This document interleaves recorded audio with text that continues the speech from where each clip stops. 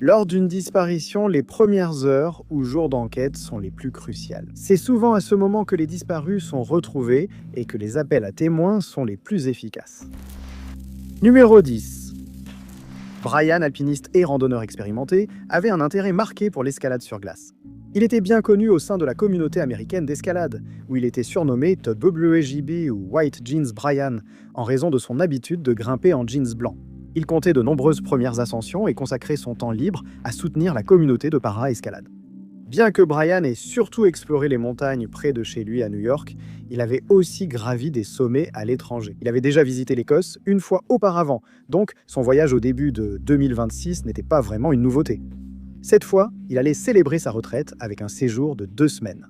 Il a passé la première semaine avec des amis, envoyant chaque jour des messages à sa femme restée en Amérique pour la rassurer. La femme de Brian a eu de ses nouvelles pour la dernière fois, la veille de sa disparition. Il a fallu plus de 30 heures avant qu'elle réalise sa disparition.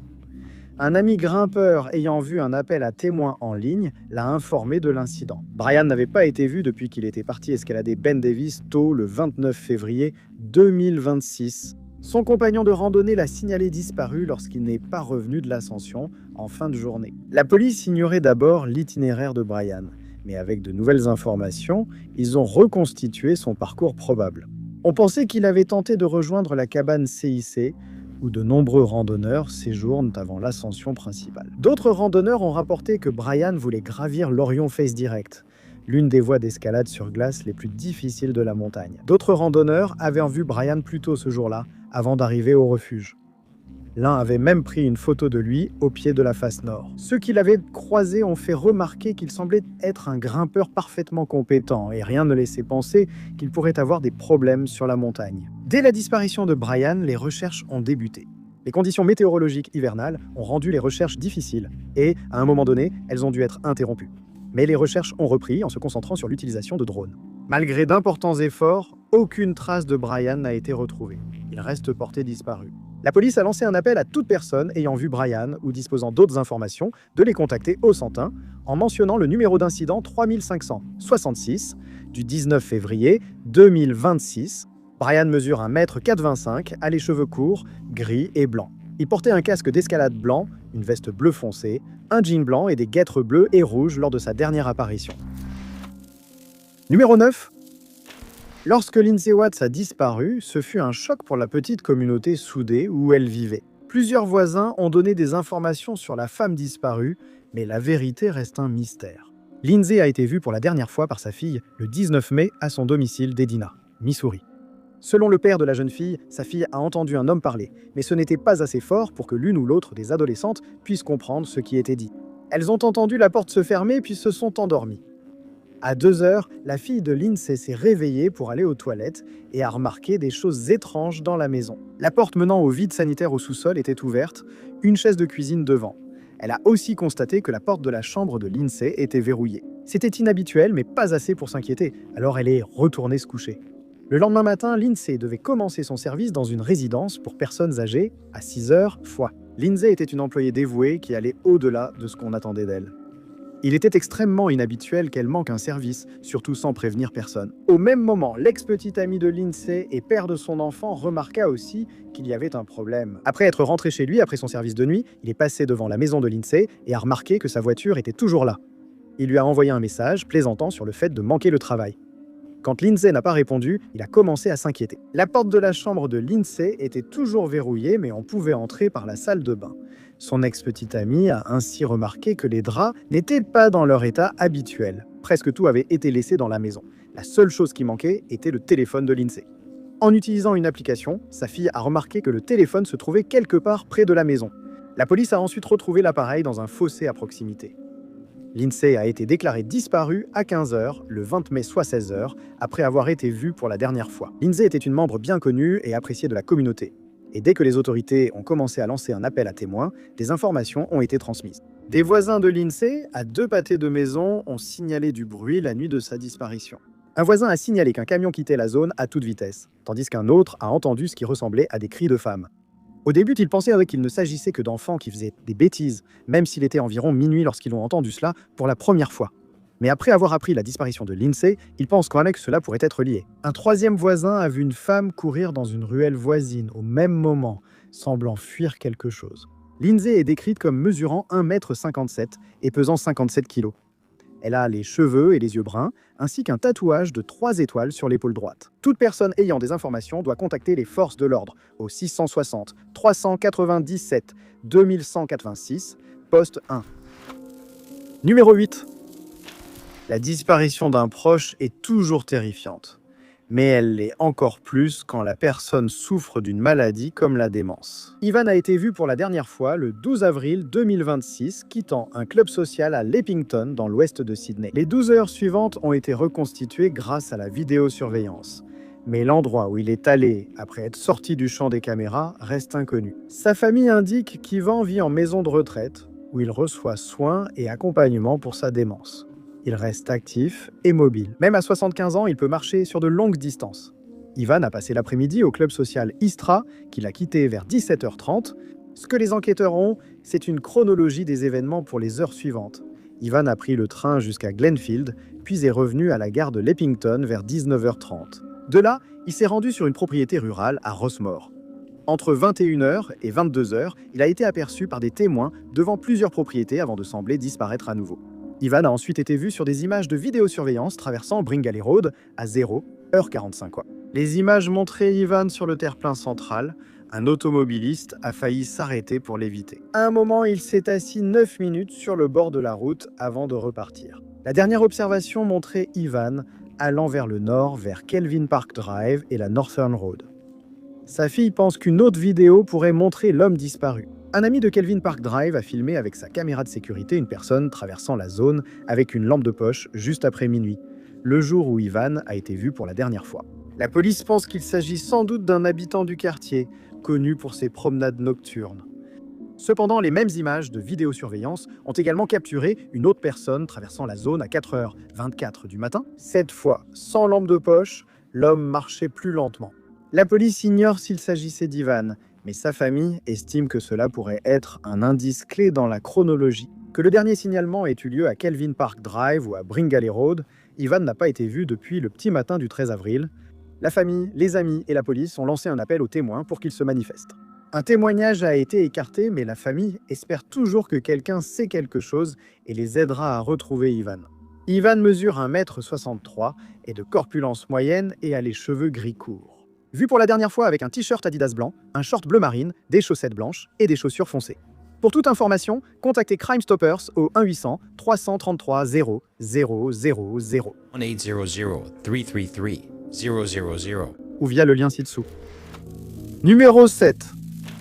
Près de 3 mois se sont écoulés depuis la mystérieuse disparition de Robert Fox. Après une première enquête menée par sa famille, peu de nouveaux indices ont été découverts qui pourraient expliquer ce qui lui est arrivé. Robert a été vu pour la dernière fois dans la soirée du 19 mars 2026. Il a déposé sa femme chez eux, puis s'est rendu dans la région de Lee Creek, à South Point, Ohio, pour rendre visite à un ami. Le lendemain matin, sa famille s'est rendu compte qu'il n'était pas rentré. Selon sa femme, Laetitia, il était extrêmement inhabituel que Robert ne rentre pas à la maison. Il conduisait aussi la voiture de sa femme la nuit de sa disparition, ce qui était inhabituel pour lui.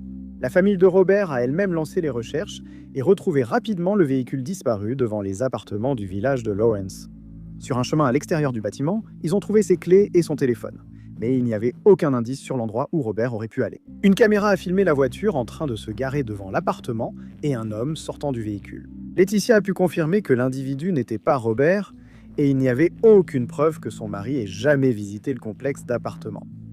Robert a été signalé comme personne disparue le même jour et la police a commencé sa propre enquête sur sa disparition. L'identité de l'homme sur les images de vidéosurveillance est connue, mais pas révélée publiquement. Laetitia a déclaré aux médias que la police avait interrogé l'homme et enquêté sur sa propriété, mais n'avait trouvé aucun indice pouvant expliquer ce qui était arrivé à son mari. Les enquêteurs ont également déclaré qu'ils avaient exécuté d'innombrables mandats de perquisition et interrogé d'innombrables personnes. Si des preuves ont été révélées lors de l'un de ces entretiens, elles n'ont pas été rendues publiques. Les enquêteurs ont déclaré qu'ils pensent que quelqu'un détient des informations dans cette affaire. La famille de Robert a continué de lancer des appels à témoins, et a tenté de mener des recherches privées. Malheureusement, sans aucune information permettant de restreindre la zone de recherche, il a été difficile de mener une recherche privée approfondie. Aucun indice n'a été révélé publiquement, sauf ceux trouvés par la famille de Robert lors de sa disparition.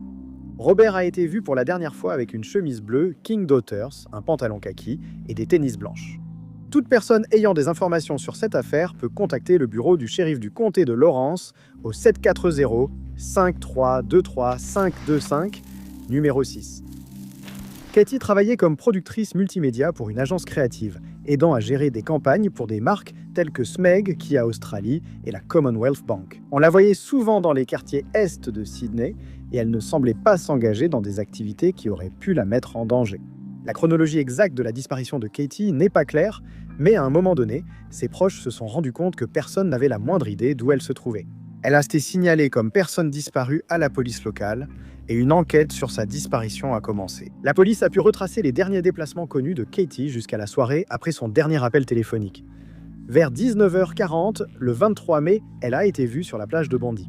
La nature de cette observation n'a pas été révélée, mais Katie fréquentait souvent cet endroit, une plage des banlieues de Sydney qu'elle connaissait bien. C'est un endroit très dangereux, réputé pour ses puissants courants de retour, où même les nageurs expérimentés peuvent se faire piéger. Entre 2005 et 2019, plus de 30 personnes ont perdu la vie sur cette plage, la plupart dans l'eau.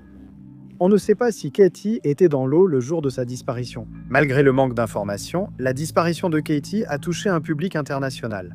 Avant de travailler dans l'agence créative, elle a passé 7 mois chez Endemol Shine Australia, où elle était productrice de la 12e saison de l'émission de télé-réalité Mariée au premier regard. Katie est décrite comme étant de type caucasien, mesurant 1,57 m, de corpulence mince, avec les yeux marrons et les cheveux bruns. Elle a un petit tatouage de papillon noir sur la main droite. Les vêtements qu'elle portait au moment de sa disparition n'ont pas été décrits. Toute personne ayant des informations peut contacter Crime Stoppers au 1-803-333-0050 ou via le lien ci-dessous.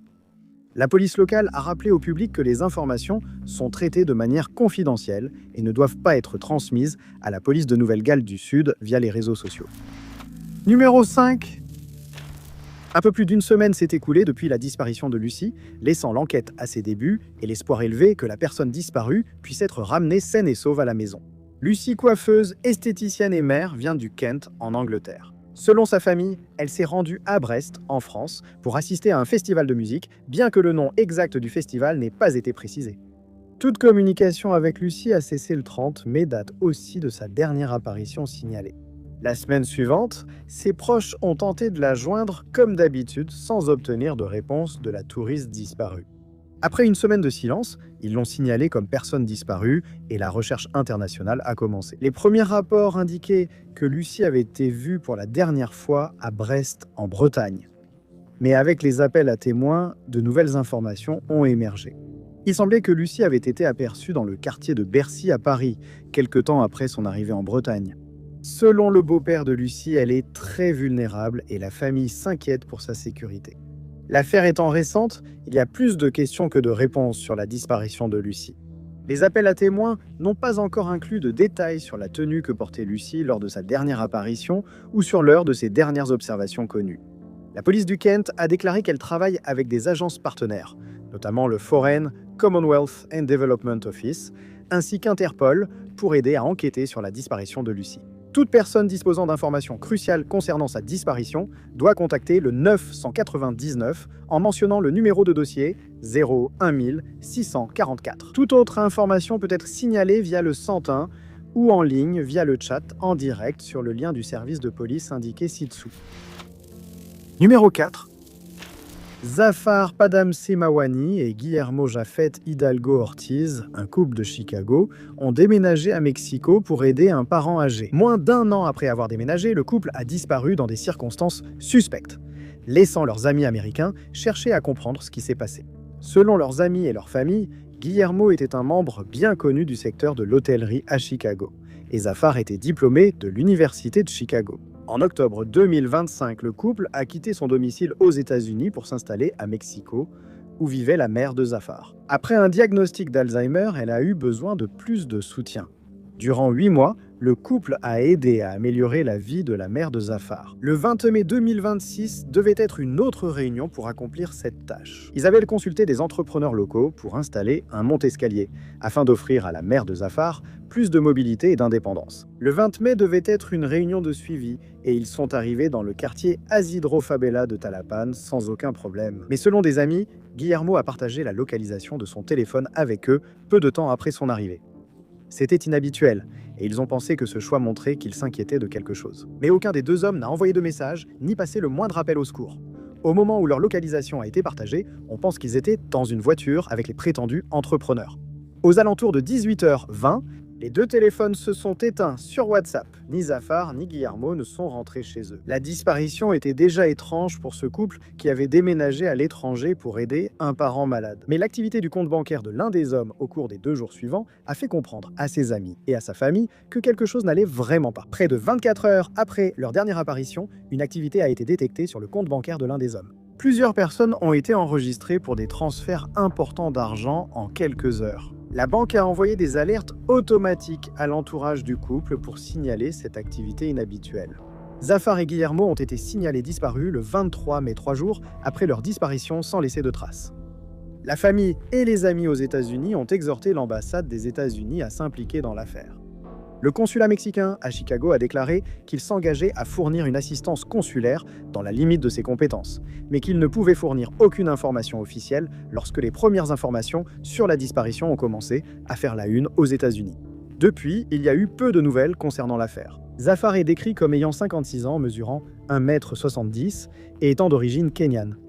Il a été vu pour la dernière fois portant une chemise à carreaux rouges. Guillermo avait 57 ans au moment de sa disparition, mesurait 1,70 m, avait les oreilles percées et un tatouage représentant l'amour et la paix sur la face interne du bras. Vu pour la dernière fois en polo crème. Toute personne ayant des informations sur cette affaire peut contacter les autorités au 555 400 84 0 430 numéro 3. Pour les équipes de recherche et de sauvetage, retrouver le Néerlandais disparu sur une île des Caraïbes était une affaire personnelle. Une semaine de recherche intensive a suivi, mais Eric Mathiessen reste introuvable. Eric avait 53 ans au moment de sa disparition. Professionnel de santé néerlandais, il était venu à Saba pour le projet de la tour du mont Sénéry. Tout semblait se dérouler comme prévu et Eric profitait de son temps libre sur l'île. Eric était un passionné de plein air, donc il n'était pas surprenant qu'il soit parti faire une randonnée le 13 mai ce soir-là. Eric n'est pas revenu à son hébergement. Il n'a pas fallu longtemps pour que les gens se rendent compte qu'il avait disparu. Et la recherche du randonneur disparu a commencé immédiatement. Les recherches au sol ont commencé dans la région de Forbay et les habitants ont été invités à vérifier les enregistrements de leurs caméras pour tout signe de l'homme disparu. Les autorités ont aussi utilisé des drones thermiques pour tenter de localiser Eric. Les vidéos ont aidé les équipes à cibler quelques lieux où il aurait pu randonner. 4 équipes ont été déployées sur les sentiers des zones ciblées. Les randonneurs ont été priés d'éviter les sentiers pour ne pas gêner les recherches. Les hélicoptères qui avaient été amenés sur l'île dans le cadre du projet de tour étaient désormais utilisés pour tenter de retrouver l'ouvrier disparu. Le 17 mai, l'unité néerlandaise de recherche et de sauvetage en milieu urbain est arrivée. C'est une unité d'intervention d'urgence spécialisée dans la localisation et l'assistance médicale des victimes après des catastrophes avec effondrement de structures. Le groupe intervient aux Pays-Bas et à l'étranger après des catastrophes naturelles comme les tremblements de terre. Le groupe est composé de moins de 200 spécialistes hautement qualifiés et l'un d'eux était Eric. Eric avait travaillé des années comme ambulancier principal, rendant sa recherche d'autant plus cruciale pour l'organisation. Malheureusement, même au moment de leur arrivée, les chances de retrouver Eric vivant semblaient minces. Après 82 heures sans signe du disparu, les autorités estiment que les recherches relèvent désormais d'une opération de récupération, non plus de sauvetage. Malgré tout, les équipes de recherche ont tout mis en œuvre pour retrouver l'homme disparu. Après une semaine de recherche, l'équipe a annoncé la fin des recherches officielles. Aucune trace d'Eric n'a jamais été retrouvée. Il reste porté disparu et toute personne empruntant les sentiers de randonnée cet été devrait rester vigilante tout en adoptant elle-même des habitudes de randonnée sécuritaire. Eric a été vu pour la dernière fois avec un t-shirt gris, un short et un sac à dos noir. Si vous avez des informations, appelez le 911. Numéro 2. Depuis 4 mois, la famille et les amis de Samuel Whitsett tentent de découvrir ce qui est arrivé à leurs proches disparus. La police a réussi à localiser sa tante de un sentier de randonnée populaire, mais l'homme de Victoria reste introuvable. Samuel avait 27 ans au moment de sa disparition et était un passionné de plein air. Selon sa famille, il passait fréquemment du temps à vivre en autonomie dans la nature et il n'était pas rare qu'il perde le contact pendant de courtes périodes. Mais lorsque des semaines se sont écoulées sans que personne n'ait de nouvelles de lui, ils se sont inquiétés et ont contacté les autorités. Au départ, la dernière fois que l'homme disparu a été vu, c'était le 14 février, dans une banlieue de Melbourne, Victoria. Les premières recherches et l'enquête se sont focalisées sur cette zone. Ce n'est qu'en avril, plus de 2 mois après la dernière apparition de Samuel, que les recherches ont changé de région. Samuel avait été aperçu dans l'est de Perth le 18 février, soit 4 jours après sa dernière apparition dans le Victoria. D'après les informations actuelles, Samuel avait été déposé par un homme près du sentier Bibbulbum sur la Brockton Highway, près de l'Albany Highway à Armadale. Le sentier est un chemin de randonnée longue distance qui s'étend sur plus de 1000 km entre Albany et Perth. Il est réputé pour ses paysages de vallées, champs et forêts et bien entretenu avec des balises régulières sur le parcours. De nombreux campings jalonnent le sentier, espacés d'une journée de marche, mais le site officiel indique qu'on ne peut pas faire tout le parcours en dormant chaque nuit dans un hébergement. L'expérience de Samuel en tant que randonneur signifiait que passer plusieurs jours sans hébergement régulier n'aurait pas été un problème pour lui. La dernière fois qu'on l'a vu, il portait du matériel de camping et semblait prêt à randonner. Fin mars, des randonneurs ont remarqué une tente abandonnée sur le sentier. Elle était à Canning Hut, à quelques heures de marche de l'endroit où Samuel a été vu pour la dernière fois. La tente abandonnée a été signalée aux autorités, mais au début, rien n'a été fait. Ce n'est qu'un mois plus tard que quelqu'un a fait le lien entre la tente et l'homme disparu. La police et les équipes de recherche et de sauvetage ont fouillé la zone à la recherche de la moindre trace de Samuel ou de tout autre équipement qu'il aurait pu emporter avec lui. La police a utilisé des drones et diffusé au public des images de drones dans le cadre d'un appel à témoins. Aucun nouvel indice n'a été trouvé. Les équipes de recherche ignorent pourquoi Samuel a laissé sa tente et ses affaires. Le sentier Bibbulbum est un itinéraire linéaire. Pour retourner à la tente, Samuel aurait dû reprendre le même chemin au lieu de faire une boucle comme sur d'autres sentiers. Il a peut-être juste voulu marcher un peu depuis la tente avant qu'un événement n'arrive. Si tel est le cas, aucun indice sur ce qui s'est réellement passé n'a été laissé derrière. Samuel est décrit comme mesurant entre 1,70 m et 1,80 m, de corpulence moyenne avec les cheveux bruns, une barbe et une moustache. Il a des tatouages sur le bras gauche. Il a été vu pour la dernière fois portant un pantalon noir, un t-shirt rouge ou un pull de couleur claire et des sandales. La police a demandé à toute personne ayant des informations concernant l'affaire de les contacter au 13140 ou de joindre Crime Stoppers au 18030 numéro 1. La randonnée présente des risques toute l'année, surtout pour les solitaires. Mais faire de la randonnée en Nouvelle-Écosse en avril présente des dangers particuliers dont beaucoup de randonneurs ne sont pas conscients. Entre le terrain difficile, le temps froid et la faune sauvage, de nombreux défis peuvent empêcher un voyageur de rentrer chez lui. Denise Ann Williams, âgée de 62 ans, pensait être prête à relever ces défis lorsqu'elle s'est aventurée dans le parc national des Hautes-Terres du Cap-Breton à la mi-avril. Mais après 2 semaines sans nouvelles, ses proches ont commencé à craindre un problème. Le parc national des Hautes-Terres du Cap-Breton se trouve à l'extrémité nord de l'île du Cap-Breton, au large de la côte est du Canada. Il est connu pour ses paysages pittoresques, notamment ses montagnes, ses cascades et la rivière Shediac Camp. Il abrite une faune dangereuse. Parc Canada avertit les voyageurs de la présence d'orignaux, d'ours noirs et du risque lié aux coyotes. Ce parc a été le lieu de la seule attaque mortelle connue de coyotes sur un adulte. Bien que l'incident soit très rare, il demeure un risque à prendre en compte lorsqu'on s'aventure dans le parc. Même sans la faune, le terrain accidenté et les zones marécageuses représentent également un défi. Parc Canada classe le sentier acadien comme étant de difficulté modérée, avec un dénivelé et quelques sections courtes et raides. Il traverse également des plans d'eau, ce qui ajoute à la difficulté. Malgré cela, n'aurait pas dû poser beaucoup de problèmes à Denise. Denise était venue en voyage au Canada depuis son domicile en Australie. Elle était en vacances d'aventure, explorant la côte est du Canada et parcourant à pied certains des endroits les plus intéressants du monde. C'était une randonneuse expérimentée et elle ne semblait pas inquiète de voyager seule. Sa famille a eu de ses nouvelles pour la dernière fois le 15 avril quand elle a dit aller à Shediac Camp, un village de pêcheurs sur la côte ouest de l'île du Cap-Breton. Ce n'était pas inhabituel pour elle d'être hors de contact pendant de courtes périodes lorsqu'elle faisait ses randonnées. La couverture mobile étant irrégulière au parc national des Hautes-Terres du Cap-Breton, rester en contact constant avec sa famille était irréaliste. Mais lorsque 2 semaines se sont écoulées sans aucun contact de sa part, ils ont commencé à penser que quelque chose n'allait pas. Denise a été signalée disparue le 29 avril et la Gendarmerie royale du Canada a immédiatement commencé son enquête. La voiture de location de Denise a vite été retrouvée devant le centre d'accueil de Parc Canada à Shediac Camp, près du départ du sentier acadien. Selon les habitants, elle était là, intacte depuis 2 semaines. Il semble que Denise soit restée dans le parc durant toute sa disparition, alors que le centre d'accueil était fermé à ce moment-là. Le parc est ouvert toute l'année, mais le centre d'accueil seulement de mai à octobre.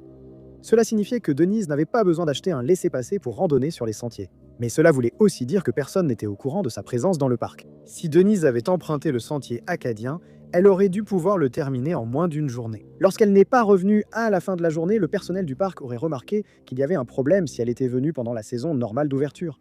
Mais dans ce cas, son absence n'a pas été remarquée pendant des semaines. Une vaste opération de recherche pour la randonneuse disparue a commencé.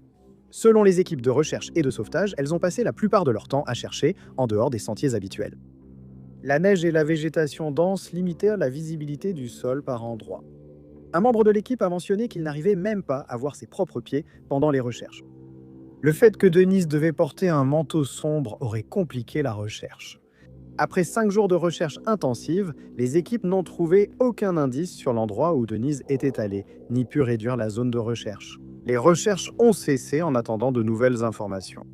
Avec le début de la saison de randonnée, toute personne empruntant les sentiers est invitée à rester attentive aux moindres signes de Denise. Elle est décrite comme mesurant 1,63 m, avec des cheveux blond-gris jusqu'aux épaules. Elle aurait porté une veste d'hiver foncé, un bonnet bleu clair avec Antarctica écrit dessus, une écharpe orange et bleue et des lunettes. Toute personne ayant des informations peut contacter la Gendarmerie royale du Canada du district du comté d'Inverness au 902-258-2213 ou Échec au crime, Nouvelle-Écosse au 1-800-222-8477. Les informations peuvent également être soumises via le lien ci-dessous ou sur l'application P3Tips.